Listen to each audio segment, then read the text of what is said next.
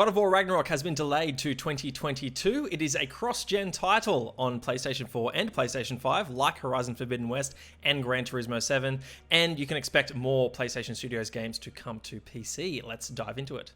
Hey guys, this is one of the first videos on my channel focused on doing a video game commentary. If you like it, please hit that like button and give me feedback in the comments below. I very much want to be doing more of this, and your feedback would be greatly appreciated. Let's get into a pretty big story, a great story to kick off this video series that I want to do. Hermen Hulst, head of PlayStation Studios, sat down with Sid Schumann, Senior Director of Communications at Sony Interactive Entertainment, for a 20-minute interview. You can listen to it on the official PlayStation podcast, and you can also read it on the PlayStation blog, which I'll link in the description below. Some really interesting news bits to come from this interview. We start with God of War Ragnarok, which has been delayed to 2022 from its original 2021 release date. You guys might remember that when the game was first revealed in the teaser trailer, just a logo, no CG, no gameplay footage, that it ended with a 2021 release window. I think a lot of people at the time correctly assumed that there was no way that the game was going to release in 2021, considering how jam-packed PlayStation's lineup for this year already was, with things like Returnal, Ratchet, Horizon, Kenner Bridge of Spirits, Deathloop, Ghostwire, so on and so forth. So look, a delay to 2022 isn't at all surprising. Let's read the official statement though from Hermen. He was asked, how have the teams at PlayStation Studios been able to cope and adapt with these big challenges over the last year? Hermen responds, quote, "Perhaps the biggest challenge has been when we need specialist locations, often physical locations, primarily performance capture, audio work. We've come up with some really clever solutions to some of this. We built tiny recording studios in people's houses. But when you're doing performance capture for a lot of cinematics with multiple actors, that's not so simple to solve. So you've got a choice. You could do it later in the schedule, which could cause you problems, or you could risk the final quality by doing it in a different way. But I can tell you, we're not going to risk the quality. We want to ship extremely high quality games, finished games, and we have to do that obviously without pushing our teams to the breaking point. So we have currently two very big, very narrative driven games in development, Horizon Forbidden West and the next God of War. And for both of those, they're frankly affected by access to performance capture and talent. For Horizon, we think we are on track to release this holiday season, but that isn't quite certain yet, and we're working as hard as we can to confirm that to you as soon as we can. And for God of War, the project started a little later, so we've made the decision to push that game out to next year to ensure that Santa Monica Studio can deliver the amazing God of War game that we all want to play. With these things, something's got to give. It cannot be the quality of our titles, and it surely won't be the health or well-being of our amazing team. First and foremost, fantastic to hear they're not jeopardizing the quality of the games, and also they're not, pushing out these games at the expense of the well-being of the very talented developers at Sony Santa Monica and Guerrilla Games that work on them, and of course Polyphony Digital, of course, for Gran Turismo 7. So look, that's great to understand. Like I said at the top of the video, I don't think many people were seriously expecting God of War Ragnarok to release this year. I think now the question becomes, when does God of War release? And I think we answer that by first understanding that Horizon Forbidden West, release window of holiday or fall 2021 isn't set in stone yet, as Hermen noted here. It seems like they're going to remain very flexible on this up until the 11th hour, and we'll probably make a decision later this summer, I dare say, American summer, about when the title will release. Look, they clearly don't want to rush it. PlayStation 5 is selling extremely well. And the game's also shipping on PlayStation 4, so they should feel no pressure to get the game out sooner to drive sales. There's a chance that Horizon Forbidden West misses its intended 2021 release window and lands probably in early 2022, maybe February or March, when the Horizon Zero Dawn first released as well. If that's the case, then I think you can expect God of War probably towards the latter half of 2022.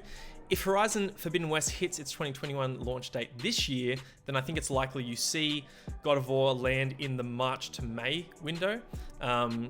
Again, just to keep the ongoing PlayStation Studio releases from first party consistent.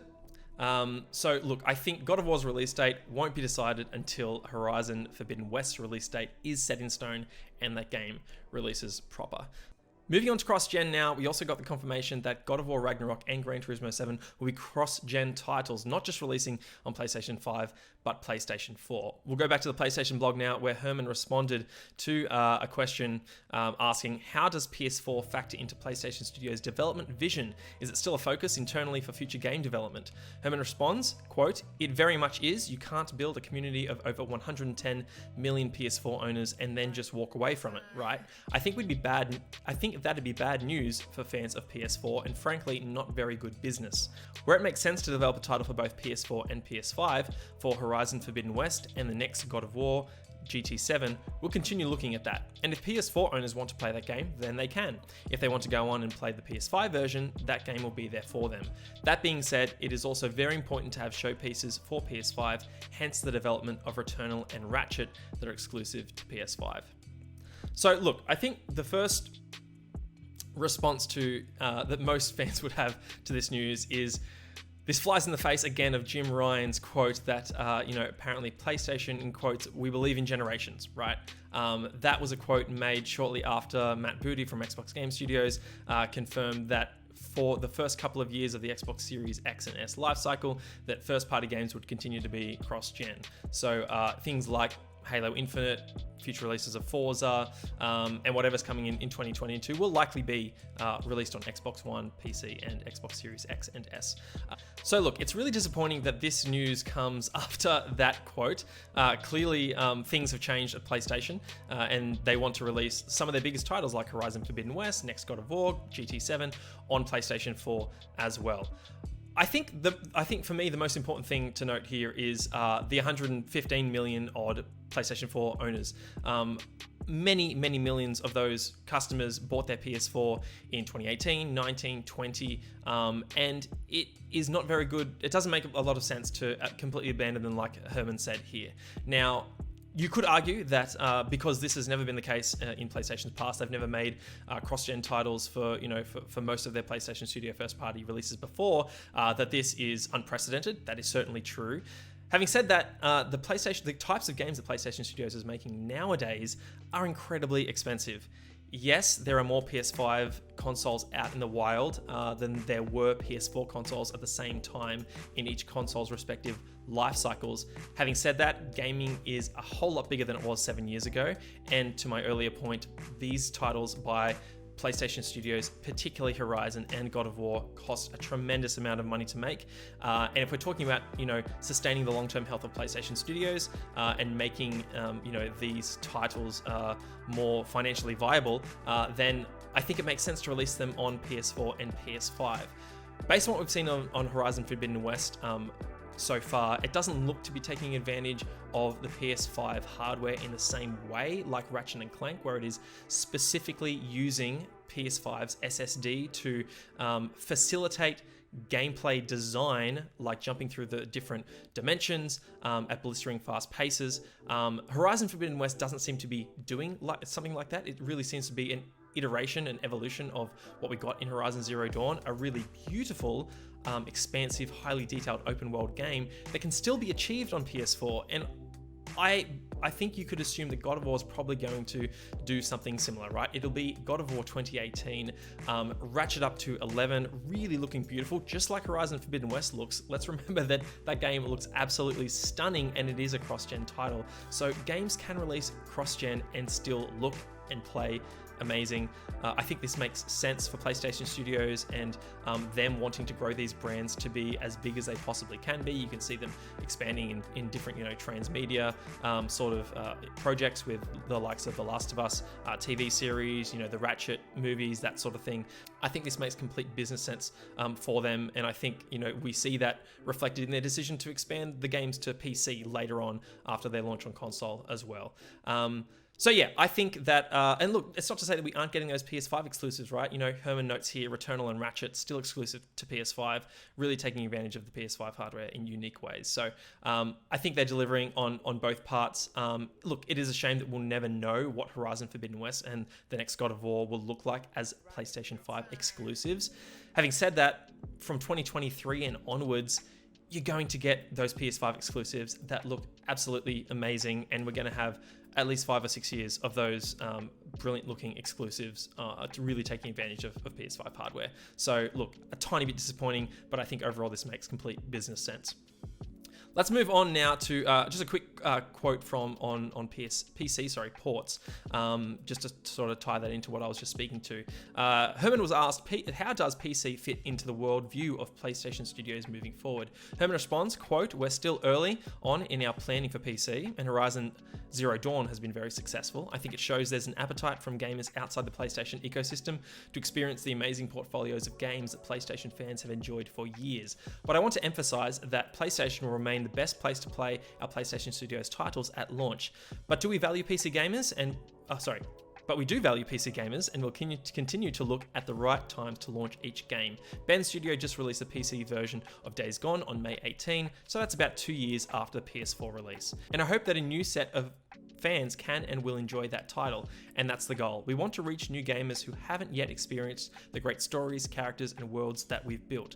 Releasing games on PC will not come ever at the expense of building an exciting lineup of great console games. So listen, I think really fitting with what has been sort of observed, based on the recent releases of Horizon Zero Dawn, Days Gone, Death Stranding on PC. It's clear that particularly based off that that PlayStation documentation that noted recently that Uncharted 4 looks to be the next title to come to, or one of the next titles to come to PC. This is all about PlayStation expanding the fan base of PlayStation beyond the four walls of their console fan base. PC players who are yet to experience these PlayStation games can get a taste of what they're missing out on and might be tempted to jump over to PS5. At the very least, this is additional revenue that PlayStation is making off of, games that are at least a couple of years old. Now, will you see that window shrink in the future? I think so. I think you'll probably, the closest you'll see will probably be a 12-month window after a PlayStation 5 launch being ported to PC. I can see that happening. Look, good to see that the PlayStation is expanding its business. I'm excited to hopefully see what Uncharted 4 looks like on PC. I would not be surprised if God of War 2018 is the next title to make that launch on PC in the lead up to God of War Ragnarok sometime next year. I really hope that Dreams is able to make its way to PC as well. I think that is a title that could really benefit and its community benefit from an expanded user base on PC. Really creative people that want to take that game for a ride and who have no interest of playing in the console space. So yeah, more PlayStation games coming to PC. I don't think that's a bad thing. The PlayStation business is very healthy, particularly on console. PS5 is selling like crazy, so nothing to worry about on that front. That's going to wrap up for this video. I hope you enjoyed it. I hope to be doing more of these, so please give me feedback in the comments below. Hit that like button if you did like it, and subscribe if you'd like to see more of this content. Until next time, happy gaming.